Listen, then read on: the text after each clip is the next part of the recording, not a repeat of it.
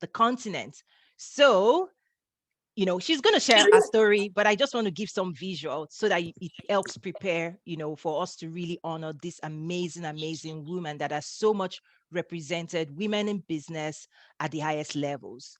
She's been well celebrated, well covered, and, I'm also going to play a little clip right now on the brand position as well. Vera Moore Cosmetics and Skincare was formed to empower all women to feel great about themselves for more than just a moment. When it comes to a flawless complexion, skincare is the key.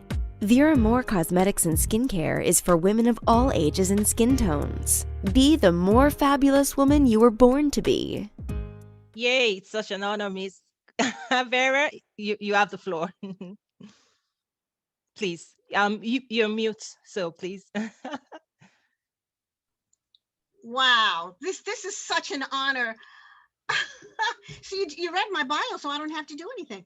Well, first of all, before I start, I want to say I give honor to God, because in him I move and I have my being. I mean that sincerely, because I've been through a journey, and without my faith, I couldn't have made it. I want to thank you, Toyin. I had no idea what this was going to be all about. And, I to be honest, I never really heard of the African Trade Summit. So for you to invite me to come, I was ecstatic. I really was. But then on top of it, like the icing on the cake, I'm getting an opportunity to speak and to tell my story. So I'm humbled by it and I appreciate it. So I'm going to start with this, and I'm going to be very candid. Can you handle that? Okay, I'm going to be very transparent. I started with very humble beginnings. My mother was a domestic worker. My father was a porter. There were 7 of us, 5 brothers and 1 sister. My mother scrubbed floors for a living. She went to the 3rd grade, a 3rd grade education. My father, a porter, couldn't read. He learned how to read from the Bible. So those were my beginnings. And all these things going on about the mindset and you're more than enough and you're good enough now. I was born with that. We came from a Christian environment. My mother always told me, my aunt and my father, I had the best mother and father in the world. They broke the mold with my dad and my mother. I'm grateful. I have no sad stories to tell you about that. But what I want to tell you, they didn't have the education, but they were wise. They had wisdom, and you can't get that in a book. They, from the beginning, told me about the mindset. Vera, no matter where you come from, who you are, what you look like, what complexion you are, you can do it. Hone your skills, educate yourself, put God first, you're going to make it. Just remember who you are and to stand in your own truth. Do you know that I didn't even know I was poor until I got older? Now, let me tell you why. I never was hungry. My mother was a domestic worker. I'm just going to talk the way I speak. Black people, Black women, domestic workers, they could take lemons into lemonade, make chicken, greens, grits, collard greens, corn. We always ate. And then she was a domestic worker. She brought all the food from where she had scrubbed the floors. I grew up on lasagna and Jewish food and Italian food because that's what we ate. I never had to worry about clothes because my aunts, the 3 strong women in my family, they worked in a factory and they would bring scraps home of clothes. I was wearing couture and I didn't even know it. My aunt worked in a very, very high-end factory. She'd bring the scraps of clothes and they'd make me clothes. And even with my auditions on theater, I had fabulous clothes, but there were scraps from the factory. Making do what you had, that mindset, that wisdom. I never even entertained, you're Black, you can't do it. That never entertained my mind. And I never knew I was poor, this is true, until I got older. Because there was so much love. I used to go to school with holes in my shoes. And I remember later on, I said, you know what? I must have been poor. I had holes in my shoes. My mother used to put cardboard in the shoe. Now, maybe you don't know anything about this. I'm telling you my story. She'd put cardboard in the shoe And I would go to school, and it didn't intimidate me. She said, don't worry, we're going to get you some shoes next week, and give me a big kiss and a big hug. And I went to school. I wasn't intimidated that I had holes in my shoes. And I went to an integrated school.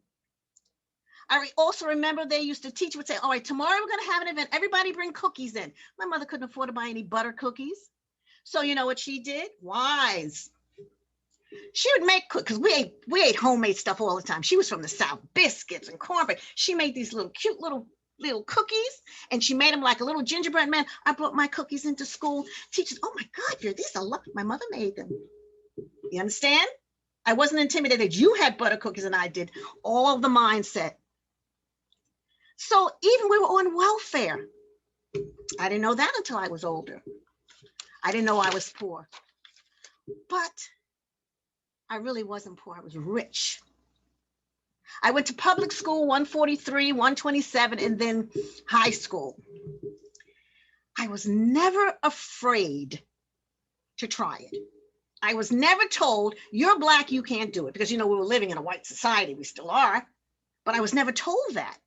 I was never said, hold your head down. No, I was told, stand up, be polite, be respectful, and stand in your own truth. In those words, as a child. We were all taught that.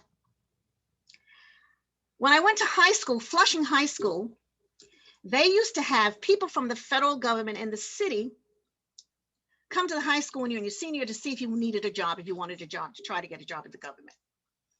Now, I didn't go to college. And I knew I had to take a commercial course. I always had a strategy, Toyin. I had a plan. I said, you know what? I got to help my mom. Because we're in a poor neighborhood. I said, I'm going to take a commercial course, learn stenographer, learn shorthand so I can get a job. That was the deal. So when they came around, I said, you know, who wants to take the test? I'll take the test. So I told my mother, she says, well, Vera, if you don't get it, you don't get it. But take the test. You're a great stenographer. And we had a month's notice for us. So I practiced, honing your skills, getting ready. Increase my speed with sten and typing. That's where I was going. So I got the test, took the test, and passed the test. Working for the federal government. I graduated in June. After July 4th, I had a job working for the federal government on Wall Street. Now here it is, the mindset again. I didn't want to be in the pool. They put everybody in the pool, GS1, whatever. It was a big, gorgeous building, the Custom House. And I was down there for a couple of months, and I said, I don't want to be down here. Always wanted to advance, to expand. I said, I want to be upstairs on the 3rd floor. Now, what was on the 3rd floor? On the 3rd floor was the lawyer and the secretary. That's what's on the 3rd floor. The solicitor's office for the Port of New York. That's where I worked. So I took a test. Mom said, take a test. You're great. You take the test. I took the test, passed the test.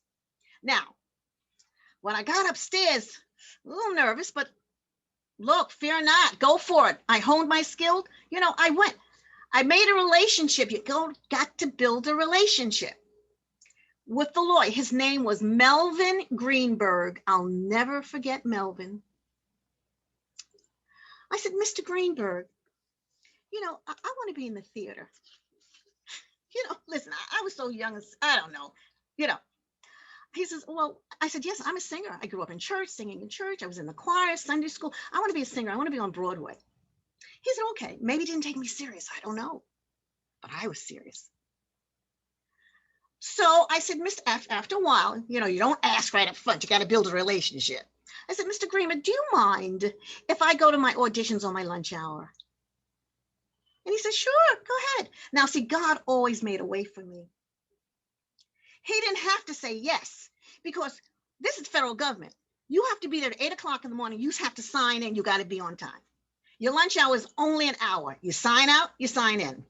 So I said, you know, I might be a little late. He said, don't worry about it. So, now you're in the law division, not in the pool, it's just him and me. So I go to my auditions on my lunch hour. Now, for those that do not know New York, I was at Wall Street. Theater district, Broadway, 40, it takes an hour to get up there on the train. So what did I do? Determined, made up my mind, I wanted to do this. I was passionate about this. I would eat on the train, take my clothes in the shopping bag. This is true. go to the theater, change my clothes, made my audition, changed my clothes when I got back to go back to the law division. You had to look a certain way. I'd come back and he'd say, well, Vera, did you get it? No, I didn't get it, Mr. Greenberg. Back and forth. 5 years I did this. Patience. 5 years back and forth. One day I came back, Toy, and he said, did you get it? I said, yes, I got it. So what are you going to do? I said, I'm going to quit. And his boss, the big boss, Mr. Blecker said, the solicitor said, Vera, you're going to quit a federal government job, all your benefits, sick leave, annual leave, whatever they gave you, for a 6-week job? Because I was summer stock. For those that don't know what summer stock is, it means that you work just for the summer, trying to do these jobs in order to get your equity card, in order to go to Broadway. I planned. So I quit my job. It's the risk. I took a risk. I quit my job, the 6 weeks, for 6 weeks employment, got my equity card.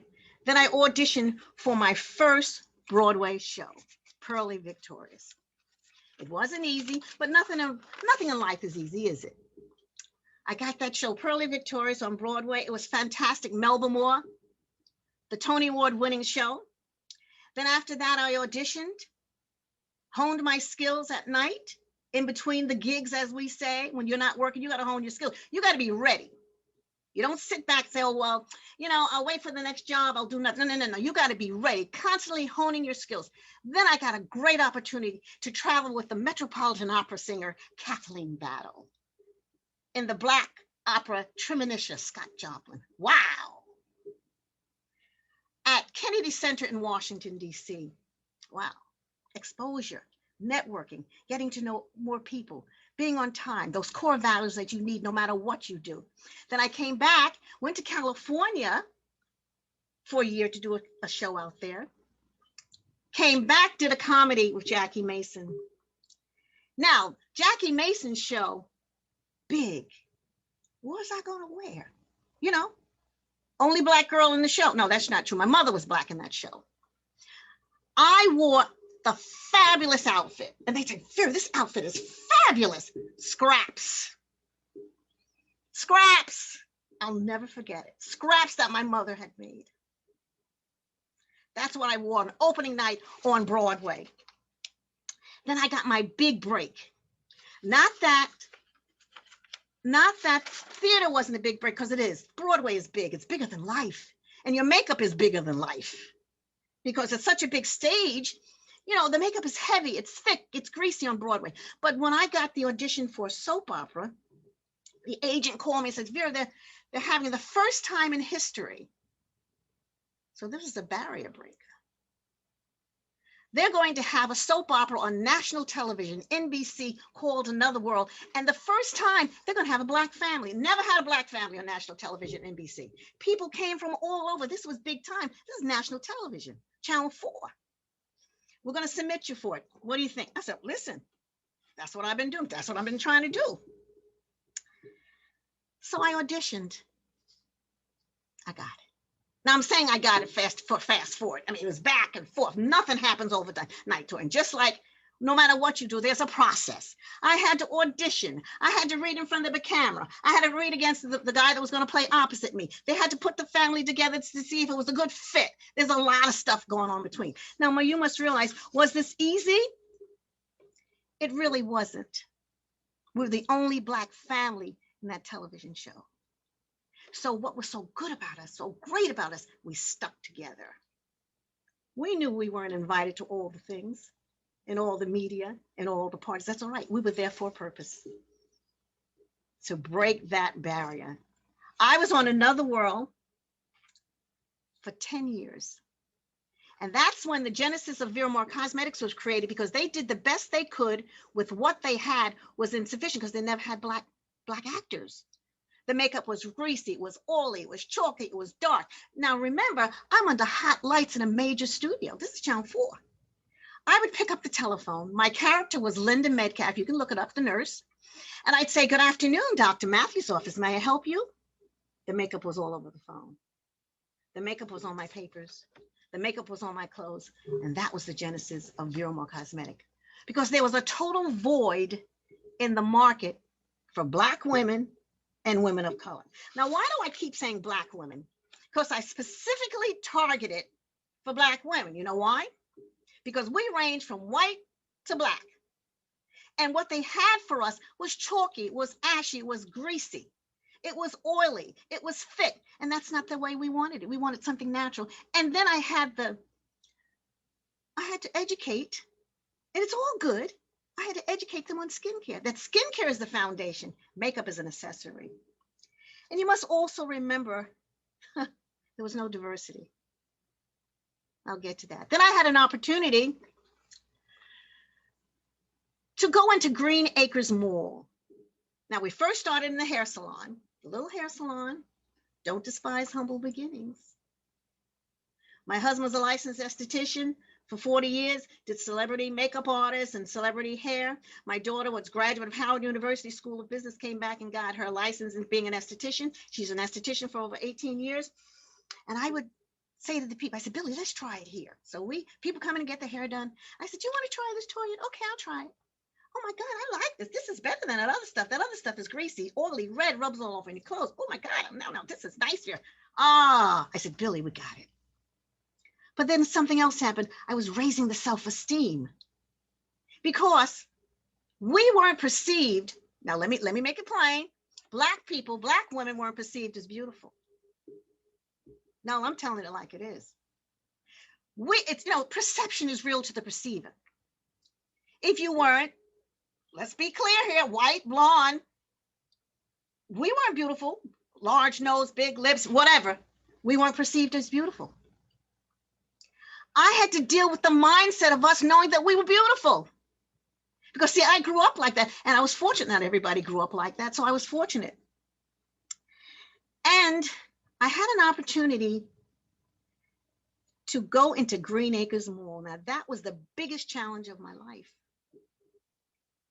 Green Acres Mall was a very prestigious mall on Long Island.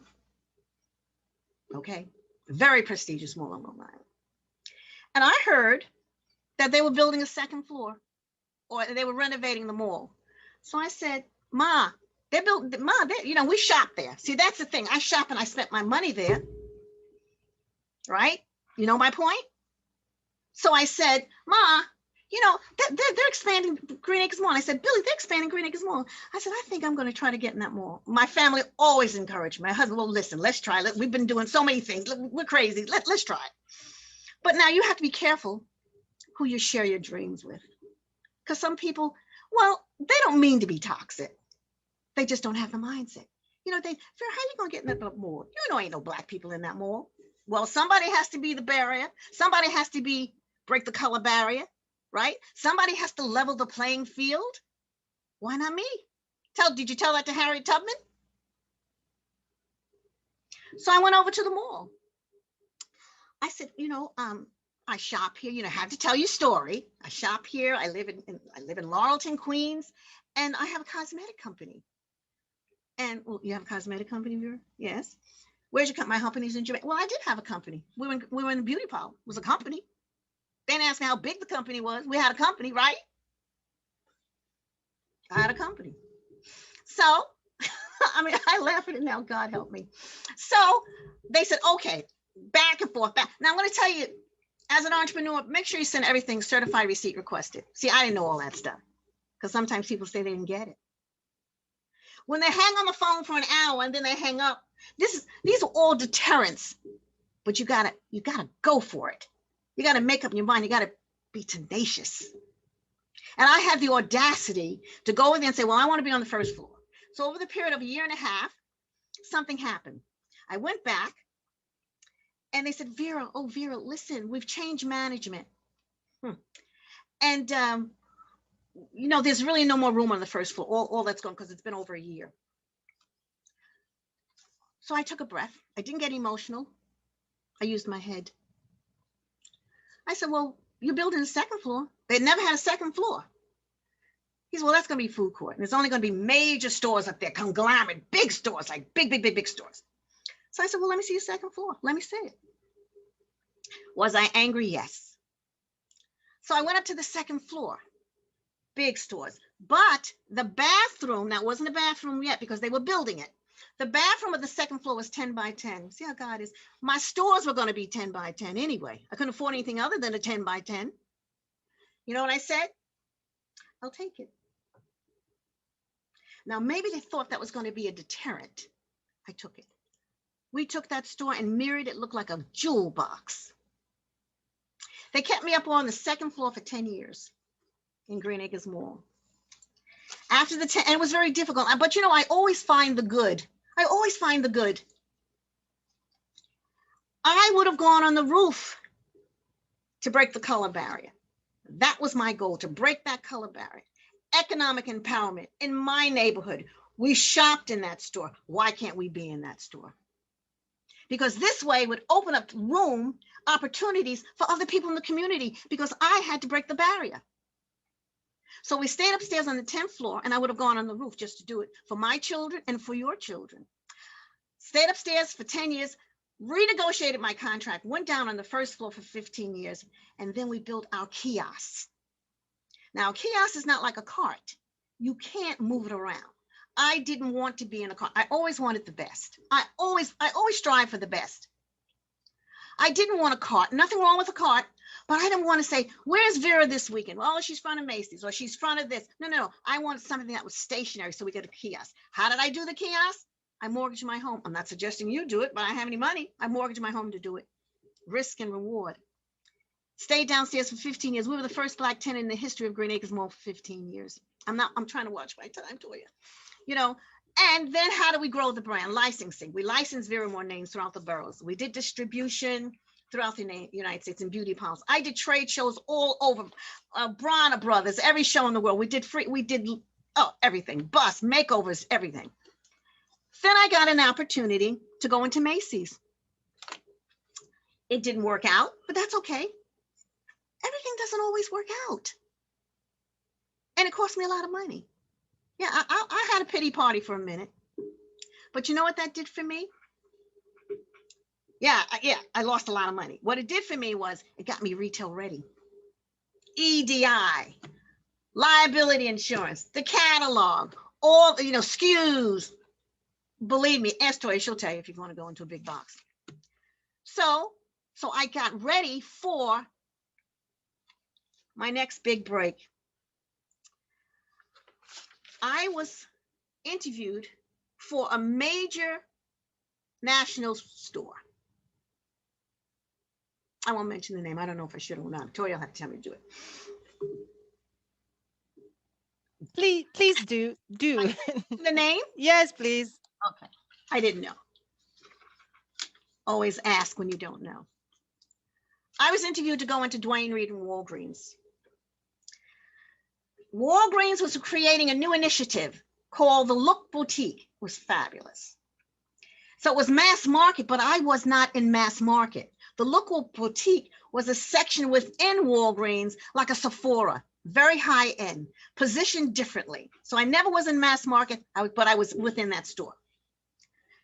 So I interviewed for the store and I got it. I was in that store for 12 years, but the good thing I was talking about, don't despise little things, and sometimes things don't work out, but then they do work out. If I hadn't gone to Macy's, I wouldn't have been retail ready. The first thing they asked me when I went into Walgreens was, are you EDI? Are you barcoded? Yes, I just done that. So I was ready. And one thing I want to tell entrepreneurs, if you're not ready, don't do it. You ruin your reputation. Say no. Because you got to be able to fill that order on time. It's very, very important. And we stayed. Now, they closed 200 stores, Walgreens, a year ago. All of them were mine. Not the 200 stores, but all the stores in the Look Boutique. They closed it, and we lost that distribution. But then you had to pivot. What did I do? I went online. We were online, but I never catered to it. We were taking care of our store. So we pivoted online. And we sell online, veramorcosmetics.com. And now the people that we serviced before from Walgreens, we're in Hawaii, Puerto Rico, Las Vegas, all over. They're calling us. So it's going to work out. So I don't know if I've spent my 30 minutes, but Toy, I want to say, and I'm finished. Thank you. And I remember you said, okay, I think when we first came on the first day, I'm not sure, but I loved it. Now, listen, guys, you got to get on this train. This train is going to leave you. If you don't get on this train, I'm over. I'm gone. Well, guess what, Toyin? I got my ticket, honey. I'm waiting for you. Thank you. Oh, bravo. Oh, take it. We are taking a bow. This is, oh my gosh. Thank you so much, germs, so much lessons, and my goodness, you touched my heart. Yeah. You went straight for the heart. I told the truth. Oh, thank you. I couldn't have made it without my mother. I'm telling you, she was my rock. She was my rock. She gave me the courage and the stamina and the resilience. God, put God first. Look, I gotta acknowledge. Look, we came from a Christian, and that was my faith. This is what I stood on. This is why I'm not afraid to address anybody properly with respect. You understand what I'm saying? How could I? When did I get the nerve to go to Green Acres Mall? All white men. Let's put it out and stand and say, little black girl, I want to be in this mall. Yeah, I got a business. I don't have any business. You know what I'm saying? Go into a soap opera all white with the producers on Broadway. Believe me, and with the disparities and the inequities that black women faced because they had inferiority complexes because no one perceived them as beautiful. And perception is real to the deceiver. How do you perceive yourself? I'm finished, ain't I? Thank you. I could just listen on and on, but thank you again. And the work we're doing now is to help you, support your expansion. Yes. To the continent. Your brand is a perfect fit. And at Nazaru, what we want to do is bring networks and our resources, whether it's government, whether it's support. We're going to be planning some meetings for you to really bring, the support you need. The continent is ready for such an amazing story. And thank you for the honor. And wow, I am just blown away. Thank you, ma'am. And we do have 2 contacts already, Zimbabwe and Ghana. Yes, I didn't want to put that, but don't say yes. that. Please, no, say it, please. Well, let me tell you real quick how it happened. Yes. Walgreens was national. A lady from Zimbabwe, she was living in, I don't know, Washington, Virginia, came to Walgreens in Washington, and she saw my line. She loved the products. So the salesperson associate said, there's a lady here. She's from Zimbabwe. She loves your product. She's going to come back because she wants to meet you. Would you come? I went to Washington. See? Go for it. Don't be lazy. You got to work. I went and I met her. And she says, I'm going to take your product. I sold her the products. Well, she saw me on your flyer. I haven't seen that lady, in 5 years. She saw me on your flyer. And she said to me, are you the lady that I met many years ago in Walgreens? Are you Vera Moore? And I said, yes, that's me. I'm blah, blah, blah, blah, blah. And I said, yes, I do remember you. Well, I want to do something. I'm opening up a spa in Zimbabwe. Let's talk. I'll call you after this conference is over. As a result of you, we reconnected, Toya, by you allowing me to be on the flyer. Otherwise, maybe she never would have called me. I don't know. Yeah. You understand? Yeah. And I told you she's somebody you need to stay with. I did. She's well connected. Yes, I did. And I follow instructions. Okay, we're ready to do this. I'm done. I'm not going to talk anymore. I'm done. Thank you so much. Thank you. Everybody just help me thank, Miss Vera. We're going to be, hopefully next year we're able to share the success story and what we're able to do in the next 12 months.